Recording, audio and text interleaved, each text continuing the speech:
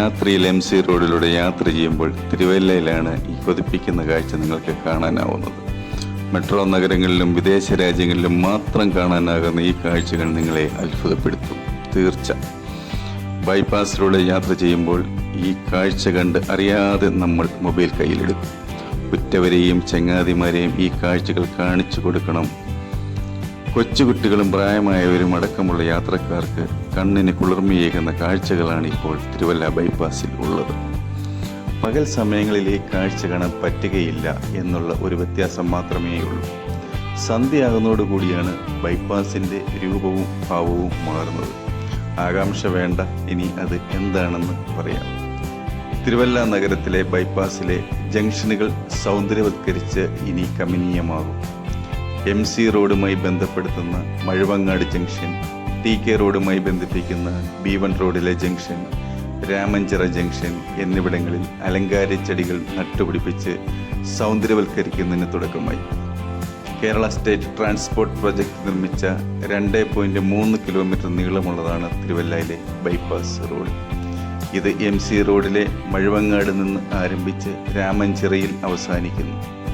പത്തനംതിട്ട ജില്ലയിലെ തിരുവല്ല പട്ടണത്തിൻ്റെ മധ്യഭാഗത്തു കൂടിയാണ് ബൈപ്പാസ് കടന്നു പോകുന്നത്.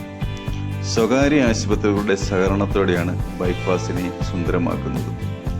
നഗരത്തിലെ സ്വകാര്യ ബസ് സ്റ്റാൻഡിന് സമീപമുള്ള B1 റോഡിലെ സിഗ്നലിലാണ് ആദ്യമായി വിവിധ വർണ്ണങ്ങളിലുള്ള ലൈറ്റുകൾ കൊണ്ട് അലങ്കരിച്ചിരിക്കുന്നത്. കാട് പിടിച്ചു കിടന്ന മീഡിയനുകളിൽ എല്ലാം ഇപ്പോൾ ചെടികളുടെ നീണ്ട നിരയാണ്. റോഡിന് നടുവിലുള്ള റൗണ്ടാനയിൽ ആരോഗ്യ നഗരിയിലേക്ക് സ്വാഗതം എന്ന് രേഖപ്പെടുത്തിയ ബോർഡും സ്ഥാപിച്ചിട്ടുണ്ട്. രാത്രി മുഴുവൻ സിഗ്നലും പരിസരങ്ങളും യാത്രക്കാർക്ക് കണ്ണിന് കുളിർമയേകുന്ന കാഴ്ചകൾ ആയിരിക്കും. പുഷ്പഗിരി മെഡിക്കൽ കോളേജ് ആശുപത്രിയുടെ സഹകരണത്തോടെയാണ് ഇവിടെ പുൽത്തകടികൾ അലങ്കരിച്ചിരിക്കുന്നത്. ബൈപ്പാസിലെ പ്രധാന സിഗ്നലുകളായ മഴുവങ്ങാട് ചിറയിൽ ബിലീവേഴ്സ് ചർച്ച് മെഡിക്കൽ കോളേജ് ആശുപത്രിയുടെ സഹകരണത്തോടെയാണ് സൗന്ദര്യവൽക്കരണം നടക്കുന്നത്. രാമഞ്ചിറയിലെ കവല സുന്ദരമാക്കുന്നത് തിരുവല്ല മെഡിക്കൽ മിഷൻ ആശുപത്രിയാണ്. സ്വാഭാവികമായിട്ടും ഇവർ തമ്മിലുള്ള ഒരു മത്സരം സൗന്ദര്യവൽക്കരണത്തിൻ്റെ കാര്യത്തിൽ ഉണ്ടാകുമെന്ന് നമുക്ക് ഉറപ്പിക്കാം. ഇവയുടെ പരിപാലനം അതാത് സ്ഥാപനങ്ങൾക്കാണ്. ഇനി MC റോഡ് വഴിയുള്ള യാത്രകളിൽ നിങ്ങൾ ബോറടിക്കുന്നുണ്ടെങ്കിൽ തീർച്ചയായും ബൈപ്പാസ് വഴി പോകണം.